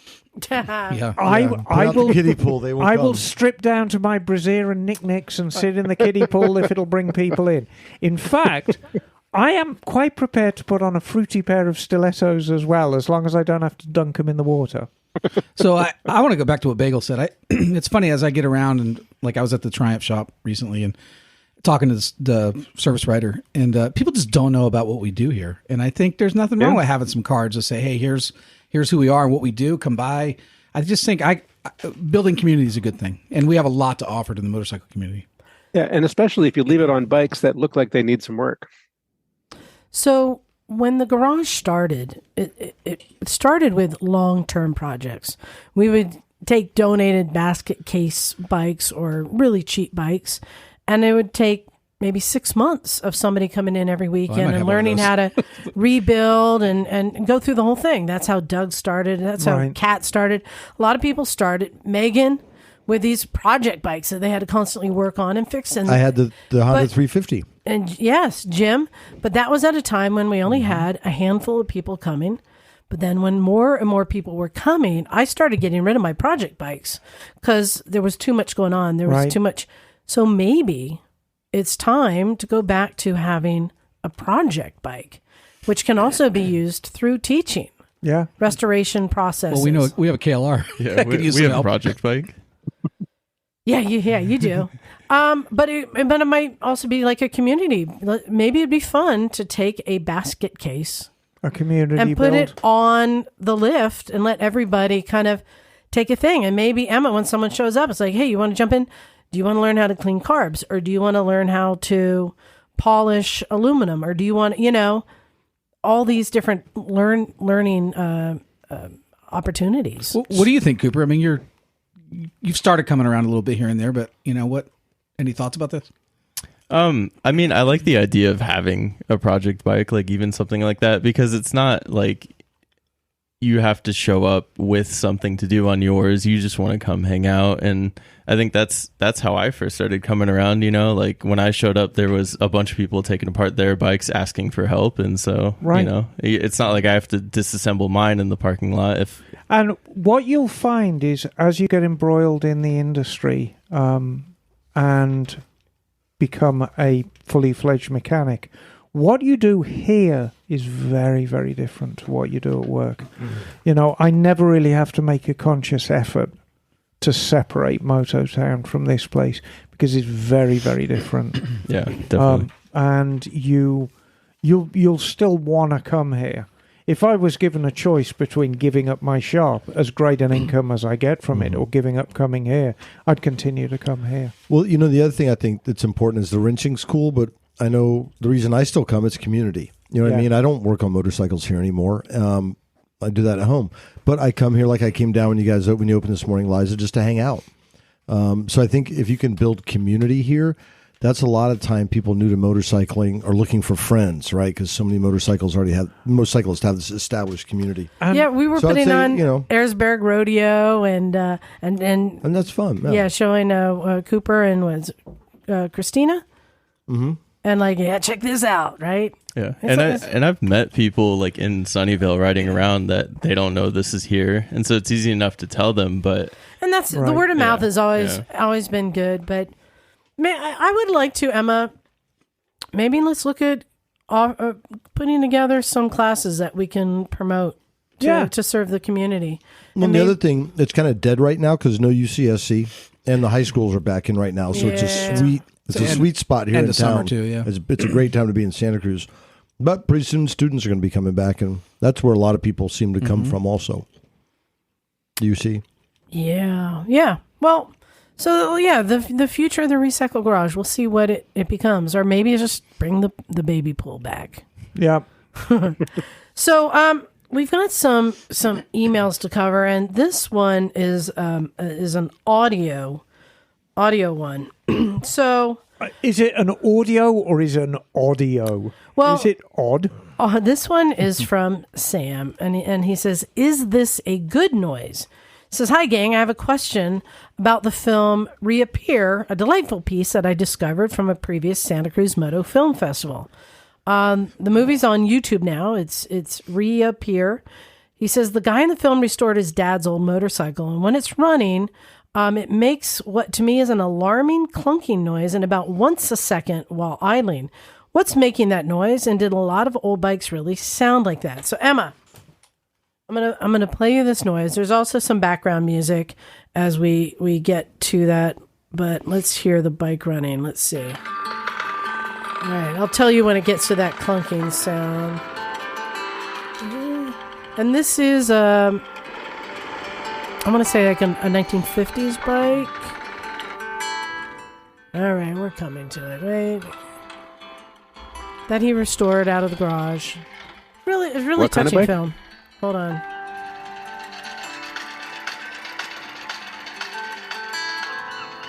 That sound, cunk. No, I mean, that sounds like an old English bike idling. And it is a British film. Yeah. He's riding in a seaside town. So that clunk, is that the sound of, is that a single? Yeah, that's a single cylinder bike. Sounds good to me. That's just the thump. Sounds like victory. That's just the thump. Well, there you go, Sam. It's just There's the your answer, thump. just the thump. All right, Bagel, you have one there? I do. I have an email here from Dave Powell. Hey, Dave. Hi, Dave. Dave. Says, "This is Dave, one of those Canadians here. Try the accent from Toronto." Oh boy. You got to slur your speech a little more. Is this Dave Powell? I'll have to pound another beer. Oh yeah, Hey. another Molson After Brador.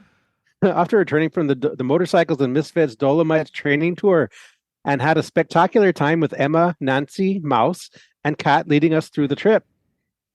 Emma, ever the consummate host, driving the fun, enjoying teaching us the Munich subway, and trying different food with maybe a little beer. We had one night in the Dolomites, riding back to our hotel, and Emma was running low on fuel. Her and I had to turn back to a village to fuel our small tanks while the rest carried on. Once fueled, we rode the tires off the BMW F900Rs back to the hotel. Emma was a fast badass that I could barely catch. She only let up to clean the crap from her knickers as the deer ran out and waved before carrying on down the mountain. That was a ride that I will never forget and will only become more embellished as the years go by. We had no strips left on the tires after that ride. Nancy was making sure we had all info before Munich and for our rides. We were organized and fully prepared for the total trip and couldn't have done it without her numerous emails and checked to make sure we had our shit together. Kat ran a great tour with all the maps and GPS so we could make our own way around Italy. Also, the bikes from BTS were in great condition and ran flawlessly. I will also say that the online champ training school was also invaluable before our trip to Europe. What a great class. food and drink were excellent, from Indian food to traditional German food to beautiful aged grilled steak at a mountain restaurant. It was a trip in a lifetime for me, and I hope that some of our group will hit Europe again someday. The smile should be off my face sometime in August. What a trip. If you're thinking about doing it, just do it. You won't regret it. Thank you for Motorcycles and Misfits for putting this trip together. Your listener from Toronto, Dave Powell. Dave was a very good egg. What a fun-looking bike, too. I think that accent was more a little, It's got a little like Scottish going on. Ohio and a little But Irish and a little. Was that too much Newfoundland in there? I don't know. Goofy. so, no, that was quite the ride back that we had. And the The best. trousers filled. Well, it was his fucking deer. I mean, we were. And I think the phrase I used at the time, and Dave kind of was wild-eyed and nodded, I said, Dave, we were at the absolute limits of adhesion with these bikes. And he's like, yeah. And so you're coming round corners, and, you know, it's getting dusk, so your world is what's illuminated in the headlight. And instead of seeing tarmac with lines on it, I saw a fucking great brown deer. Oh, boy. And I'm like, oh, shit. And right when they come out. And it just moved to the side enough that I just skimmed by its tail. But, you know, I crapped myself, and I think the deer crapped itself, and Dave crapped himself. And it was, it would have been quite an interesting scene, because I was doing probably the best part of 90. So it would almost certainly would have been fatal for the deer and probably for me as well. Venison on the menu. Yeah, and I would love to say I slowed down after that, but we went even quicker. They look like fun bikes. I tell you what, kudos to BMW, and I'm going to tell you the only reason I will never own one, but those F900s are stout. Is that a bikes. twin? It's a twin-cylinder bike. It's got no real Japanese equivalent. Its closest relative in Japan, from Japanese bikes, is probably the XSR 900 Yamaha, yeah. even though that's a triple. But it's a really similar feeling bike, same amount of power. So you've got about 110 horsepower. BMWs are very, very clever bikes. They've got all these inputs that you can put in. You can change the power from rain, road, dynamic pro. You can ramp up the traction control, ramp up or ramp down the ABS. And it's all done electronically. It's incredible. But the reason I will never own one is they are just so expensive. If you crunch them. One of my lowest points at Mototown, a gentleman dropped off a very, very nice R9T, and whether he'd put it on a slightly wobbly piece of ground or the side stand wasn't down, but basically after he dropped it off outside and before I got it on the ramp, it fell over outside. And so I'm like, look, I'm going to take responsibility for this because that's what a responsible bike shop does. And it cost me $5,000. Oh, no. Ooh. And I mean, that's what it cost me because, you know, by the time you've paid for a chip in the tank and a brake lever and a pair of handlebars and the things that get broken. And I mean, that was a big hit for me just for something incredibly minor. And if you're paying like $150 for a clutch lever, you're like, I'm not sure if I like this pricing structure. You know, and that's kind of, it put me off BMWs as far as ownership goes. But for rental, my God, they're great bikes. You know what's funny, Jim? We'll get to you in a second, Bagel. Is we used to think of dirt bikes as currency, and when she said it cost me $5,000, I went, that's like 3 dirt bikes, and then I went, oh no, with inflation for Jim, that's half a dirt bike. Yeah, these days. Right. But you can still pick up that bike for, it looks like under 10 grand, you know, retail. So it's... Oh, the F900? Yeah. Yeah, no, they're out there. And I mean, if you want a really stout-hearted sport bike, F900s, they're great. But just understand, if you crash it, it's going to cost you. Go, Bagel. And I was wondering, is that something that insurance could cover, like for your shop?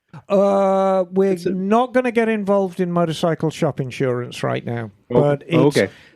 What you basically need to know is if you own a motorcycle shop, there are probably 3 insurance companies in the whole world that will insure you. Ooh.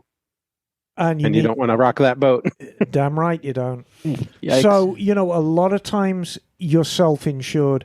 I'm lucky enough that I have an insurance company that will insure me when I get a black shadow in. Yeah, that's for the big stuff. And I had another black shadow come down this week.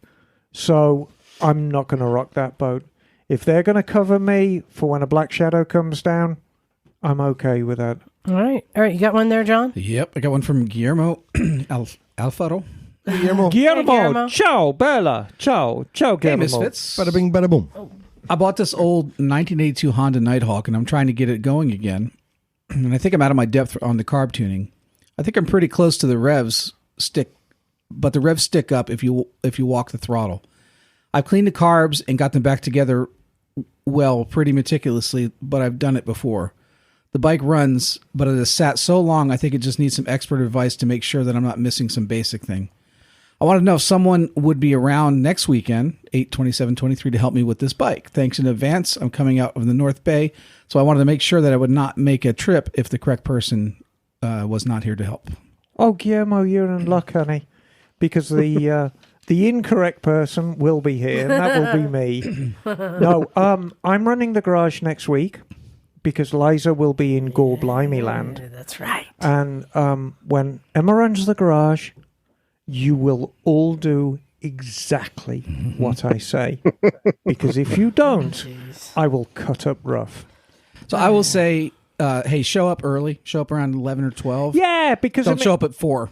If we're getting hot and heavy with carburetors, Guillermo, I want you here early. Probably as long as you show up before like 11:30, because of course 11 o'clock we're opening up, we're doing this. So as long as you show up before 11:30, we'll get those carbs set up. All right. And a lot of carb tuning is really seat of your pants stuff. Is you ride it and you figure out, is it lean? Is it rich? Well, how do you know if it's lean or it's rich? Well, if it's rich, it kind of feels hold backy and a bit woolly. And if it's lean, generally it pops back through the intake. And you just go through the motions and figure it out. And hanging carburetors, it's something that Hondas do. But you can cure that. What sort of bike is this? Is this twin or a 4? I threw in. Well, that's not very helpful. I'm not sure. All right, so Emma, you have a long email there. We're going to save that for next week.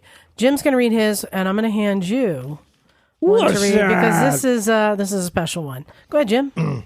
All right. Hello, Misfits. This is from Tim Honda. Hey, Tim. Really? Tim Honda? Tim Honda. Wow. What? Yep. What a name. The H is silent, though. It's Honda. I have a friend's last name is Kawasaki. Hello, Misfits. So he's British. He's British then. It's it. I was listening to one of your recent shows, and you were talking about going to Europe to watch speedway racing. Great idea. If you would like to get a local fix for the speedway appetite, may I recommend Fast Fridays AMA Speedway in Auburn, California. It's real speedway. Let's go. It's not flat track, it's speedway. They have a few races left this season, and they just happen to be on Saturday nights, most notably the AMA Championship round on September 16th. I know it's a little bit of a haul from Santa Cruz, but there's fire roads up there if you're interested. But the racing is well worth it, and I'd love to show you the back road way in to get there from Napa sometime. Thanks, Tim. Ooh, nice. Yeah, we should do that. Napa to Auburn. Let's go. That sounds like fun. Go up, you went up for flat track once to Santa Cruz. You didn't go all the way to Auburn. Sacramento's. Yeah, I've been to Sacramento Mile. Right. Oh, this is interesting. This is a real legit speedway. There's cool shit out there in the valley. Man, There's flat that's track cool. racing speedway. Yeah. Auburn. We got to check that out. Well, Emma, you have an email that is in response to a new segment we started last week. Jim, you weren't here for this. Started a new segment called "What Dat?" What up? What that? I discovered looking at some of my bikes, like my Triumph. I'm like, there's two things going in where the spark plug goes. And I was like, Emma, what that? What and I that? realized that there are all these like new technology things Interesting. that I'm like, I asked people What's like, that? if you have something on your bike and you really don't know what it does, send us a picture and with a caption, What's what this that? week? And Emma will tell you what that is. Well, So, Emma. I've got to be honest with you. I'm not entirely sure, but I think I know what this is. I think I might know what it is. I think this is a headlight modulator. Oh, wait, read the email. So it basically says, "Good evening, Misfits. On my recently purchased 04 Triumph Sprint RS 955, I found this under the seat and it plugs into the harness. I haven't messed with a button or switch. I have no clue as to what it does. I'm going to start touring on this bike soon. Great podcast. Love Miss Emma and always looking forward to Naked Jim's adventure stories. More updates on the GSX GT." So here's what we've got. We've got this gorgeous, my God, that's a beautiful bike. Friggin' Triumph Sprint GT. That is just a... Is it maroon? What color is it? Oh, Red? it's cobalt blue. It is drop dead gorgeous. And there's a little black box, which is probably the size of a matchbox. It's smaller than a box of cigarettes with, I think it's S&H, not HS. And then on the back, it's got a little red panel with buttons on it. On, dip, which I think is our key. And then 1, 2, 3, 4, 5, 6 with switches and a button. And then the wiring is white, black, heavy, which I think is ground, red and blue. So you're confident this is not a stock item? No, this is an aftermarket item. Can I take a guess? Yeah, please. Because I think I have something like that on my... I had one on my KTM Super Duke. I thought it was for remapping. Well, That you can change your settings with these little switches. You may... You're thinking, no, because that... If it was for remapping, it'd be a lot bigger. I think that's for the headlight. And I'll tell you the clue. I think the dip... I don't think a headlight would need to have this many variables. Well, it depends how quick you want it to flash. It's a modulator. That's not really a thing that you need to specify how quick it's flashing. I already looked up S&H, Yeah. and it's not really helping me. Hang on, let's actually look S&H electronics for a Triumph. It's kind of a bit of a mystery Ooh. at the moment. So Well, while you're looking that up, I'm Yeah. going to plug our website and T-shirts for sale. I shipped another shirt out this week. Hey, motorcyclesandmisfits.com. Cooper, you need to pick up one of our T-shirts. Yes, You I do. Yep. I know. The new one is pretty cool. The Blue Racer. I've been seeing it showing up at events. It's fun. And I appreciate all of our listeners who send in pictures of them wearing it in different places. I'm really stoked about that. Motorcyclesandmisfits.com. You'll find the link and just click on store. I think it's store. And you can buy some shirts. I got the Evil Wheelie and the Blue Racer. I know. All right. You know what it is? I know what it is. I know What is it? What dat, Emma? What dat? Wait a minute. SH. You're right. SH. It's a speedometer healer. That's exactly what SH stands for. It's a calibration. It's an accurate calibration for the speedometer. Yes. That you would have to have different settings for different. Yeah. So this has the magnets on the wheel, and you got to have all the different settings. Yes, That yes. makes sense. Yeah, it's a speedo healer. So my guess is at some stage somebody's been monkeying around with the electrics on the bike and either knocked out the ABS or the speedo itself, and then you put a healer on it and it gets things back into calibration. S&H speedo healer. Who knew? There you go. So that's Wow. what that is. What dat? Well, thank you. Hey, and if you have a... But I tell you what, that is a friggin' drop dead gorgeous bike, Yeah, isn't it is it? good looking. Hey, we want some more. Send us your what dat? I know we all have things. We've been looking at our bikes like, what? I don't know what that does. Send it to us. No, if anybody sends me a hamburger shot and says, what that, you will be banned for life. Yeah, do not show us what you're using your old spark plugs Send us for. the best picture of your Dookie stick. Send it. Oh, yes. Oh, I have an update for you. Hold on. Okay. Send it to motorcyclesandmisfits@gmail.com. So you may recall that last week I had my cousin and her little kids here. Yeah, And I said, hey, kids, I got a new game I want to teach you. Jim, you weren't here last week. Jim taught us a new game. It's called Dookie Stick. They're like, what's that? I said, well, you got to get a good stick, and then you got to find the dookie. You put the dookie on the stick, and you chase your siblings around. They're like, Oh, no. what? I went, but you really got to find the right stick. Too short or too long, it can double back on you. So, Oh, God. Dookie Stick. And then I warned the parents, if they're dabbing each other with poop, blame me, not the kids. But I couldn't resist. good. And you thought that was just worth mentioning, cuz, huh? Meanwhile, the kids Emma are like, was "These- dying last week telling us about Dookie Stick. She was doubled over, peeing her worth pants, listening couldn't to. breathe. Yep. Yeah. Just reliving her youth. Stinky, and Oh, the wait. dookie. A little bit of Pika, man. A little bit of Pika, man. So I am leaving tomorrow. You guys are running Thank the road. Christ for that. running Party everything. next week. And did I tell you what I am riding No. in UK? A trachea. No, I am riding a Triumph a Tiger 850 Sport. Sounds fun. Yeah. Cool. You like it, big adventure bike.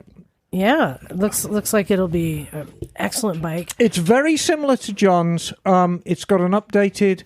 Has yours got the LCD screen? TFT, yeah. Yeah, it's got the TFT. It's just got a bigger TFT on it. And 50 more cc's. pretty much right away we're going to Isle of Man. I'm getting pretty stoked about going for these races. Kat found us a really cool house. This is the Manx races, not the TT. And during the TT, as you know, it's impossible to find a place to stay or to get a booking on the ferry. You got to do everything a year in advance. This is like similar racing, but without all of that craziness. Same course. Oh yeah, Yeah. same course. So, is that the Manx GP? Yep. yeah. Yes. You reached cool. out to Miss Sells, didn't you? Yes, I reached out to Carolyn Sells. And what who did was- Carolyn Nice. ask you? She asked if Yuri is going to be coming. Good Ooh. question. And I had to tell her that he didn't get accepted this And she year. was crushed, wasn't she?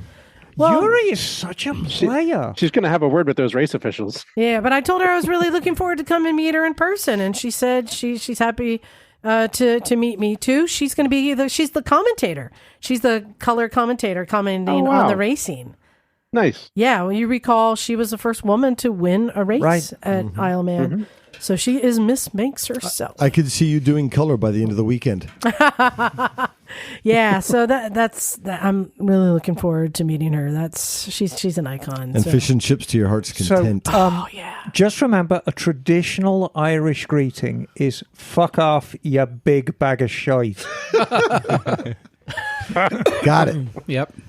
And you can Oh wait, Isle of Man is part of Ireland or England? well, you're gonna see a lot of Irish people there because the Manx GP is. I'm not going to say it's dominated by Irish road racing, but it's an extremely popular destination. And most of the greats of the Isle of Man were from Ireland. I'm just so excited. I was been watching videos where you can just stand there like behind somebody's garden gate and just past you. It's crazy. Yeah. Also, Ireland's part of Great Britain as well. Which one? Ireland? Yes. UK. Part of it. UK, right? Yes. Yes. I know. Okay. So thank you, everybody, for listening and staying with us. Thank you especially to our English friends who've been on the WhatsApp group and have been advising Kat and I, and I'm hoping to meet a bunch of people. We're going to be posting where we're going and hoping to meet up with people along the way. So it's nice to have misfits everywhere that we can reach out to. There are misfits throughout the world, let me tell you. There are. Yes. But have a great time. Be safe.